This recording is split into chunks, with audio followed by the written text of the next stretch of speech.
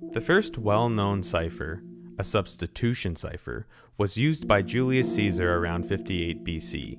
It is now referred to as the Caesar cipher. Caesar shifted each letter in his military commands in order to make them appear meaningless should the enemy intercept it. Imagine Alice and Bob decided to communicate using the Caesar cipher. First, they would need to agree in advance on a shift to use, say 3. So to encrypt her message, Alice would need to apply a shift of 3 to each letter in her original message. So A becomes D, B becomes E, C becomes F, and so on. This unreadable or encrypted message is then sent to Bob openly. Then Bob simply subtracts the shift of 3 from each letter in order to read the original message.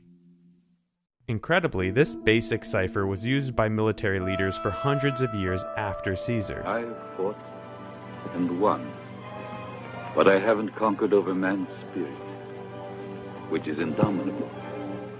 However, a lock is only as strong as its weakest point. A lock breaker may look for mechanical flaws, or failing that, extract information in order to narrow down the correct combination. The process of lock breaking and code breaking are very similar. The weakness of the Caesar cipher was published 800 years later by an Arab mathematician named Al-Kindi. He broke the Caesar cipher by using a clue based on an important property of the language a message is written in. If you scan text from any book and count the frequency of each letter, you will find a fairly consistent pattern. For example, these are the letter frequencies of English. This can be thought of as a fingerprint of English.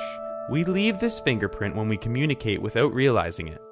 This clue is one of the most valuable tools for a code breaker. To break this cipher, they count up the frequencies of each letter in the encrypted text and check how far the fingerprint has shifted.